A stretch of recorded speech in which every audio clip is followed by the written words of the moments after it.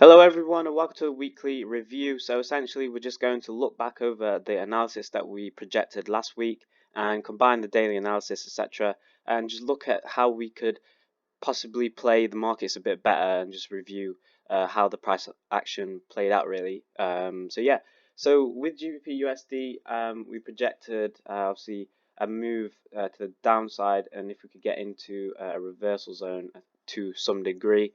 We was already looking at holding a long position from this point if we did manage to do so already, but we came for a second retest into this zone, and the daily analysis we said that obviously we're looking to buy, and now the reason why we said that was because this is a perfect almost textbook trade, exact what we want to see really. So this is an exact example of a rejection of a zone, right? And the reason this is true, like why this is rejected, is because this stick. This is a stick of the wick where essentially prices came all the way back down here, and within this 4-hour time frame, prices pushed all the way back up. Now, what that means is prices switched over and the momentum has switched in place. So if we combine that information with a demand zone that we've got here, this essentially means that this zone here is acting as a support. So therefore, we could be looking now for a momentum change, and this is where this second candle is the bullish momentum, which I talk about in the weekly analysis videos. And essentially, this is a huge push taking over this rejection candle. So all we look for essentially is a rejection followed by a momentum candle, and this is clearly a momentum candle based on the fact that it closed way above the 4-hour previous candle. So essentially you place your buy order there or anywhere in between here and your stop loss below here or below the zone, and essentially you got to make sure that this is not risking too much of your account. I do advise around 1%, and essentially we could have been looking at around 174 pips on the max side for a risk of 53. So, that's around a 3-to-1 risk to reward ratio. Nice play. And now, obviously, we would now, as soon as we've cleared this level, after this candle here especially, we would have placed this at a break even and let the market do its work, really. So that's if you did learn anything from that pair, make sure you just write it down and use it forward for the next week, and obviously apply the same principles really. So Euro USD, same thing again here.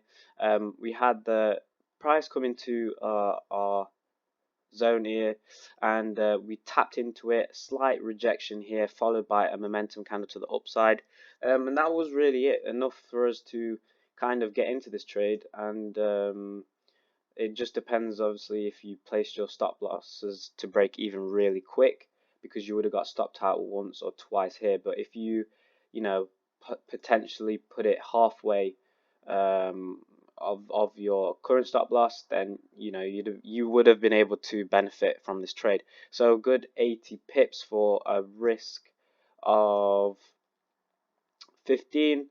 So a good 4-to-1 ratio, I think, off the top of my head. I'm not too sure.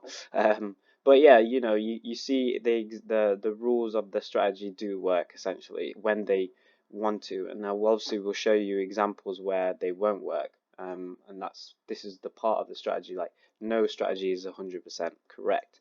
So looking to USD JPY, came in for we started off the week with the gap opening.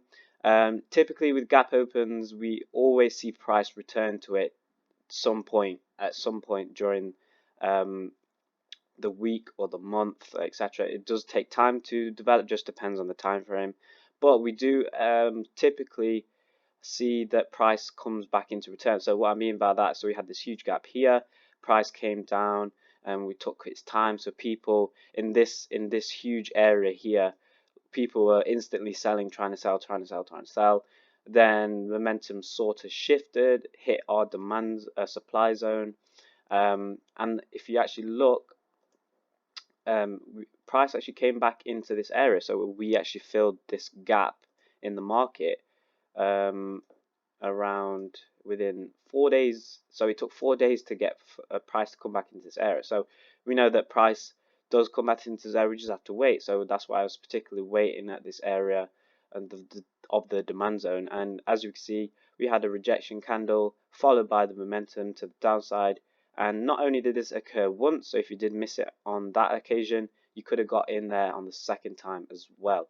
We've already had price to come back there. So this would be the rejection candle if you didn't take this as the entry. So price came in, came back out, retested again, followed by the momentum, and essentially you would have risked around 26 pips for a gain of 75. So almost a 3-to-1 there. And if you did have the strength and the mental discipline to continue to hold this trade, because it came all the way to 45 pips, and then it turned back against you, and then it came all the way back down. So it's one of those ones you have to kind of stabilize yourself, understand where to get out, and obviously everyone has their own methods of tweaking it. So you want to tweak your own exit strategy to where you want to. I mean, I could suggest one for you is just going exactly for 3-to-1. You get your 3-to-1, and that's all your take profit would need. Nothing too complicated really, but the exit strategy is just as important as the exit. So just stay aware of that. Finally, with gold,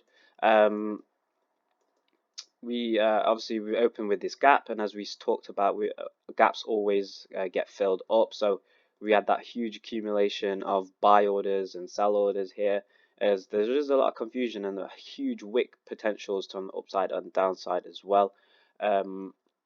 Nothing too drastic here, but we returned into this area, we fulfilled the gap, and we came to retest our monthly level, pin to the dot here, 1563. It would have been a good idea to buy here, a momentum change, but it was a very tricky pattern to understand. I think this is an evening star formation. It's just essentially a downwards move followed by a rejection to the upside, and then momentum taking over both of the candles. So this candle essentially wiped out this candle and that candle as it closed above this wick. So essentially momentum switched over there. I'm not expecting people to take that trade, as it was particularly risky, quite tricky to see that. So I guess what I'm trying to say is use this pattern to kind of take forward into the next trading week, and hopefully if you do see this pattern, you'll recognize it further. Now this is an example of where the method actually failed, and this is why it's important to make sure your risk management is on point. And essentially what I mean is, I think I'll do a video actually today, I'll post around it, but a risk management essentially is just looking at this pip here, your stop loss range. So this is 120, and you want to make that 1%. I actually will do a video on this actually, but I'll show you how to essentially get adjust your lot sizes to make it to 1% as a risk. So yeah, so essentially this would have been a good sell opportunity for following the trade strategy. Obviously, if you did take that, you would have lost, but hopefully you would have only lost 1% of your account, as opposed to, I don't know how much you would probably risk, but that's what I'm talking about, strength and risk management wise.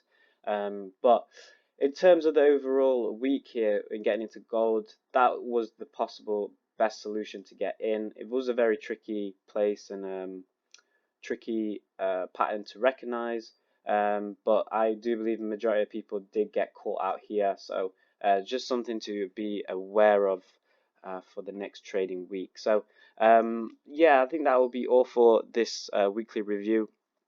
We are going to post obviously the weekly analysis videos as well for the new trading week, so if you haven't done so already, make sure you're subscribed and check those videos out, and hopefully this trading week will be better, as obviously you've learned something from this week, and just apply it as a stepping stone, like I say, into the next trading week, and you can only grow as long as you don't make the continuous mistakes. So yeah, so that would be all from us. Thank you very much for listening, and we'll see you in the next one.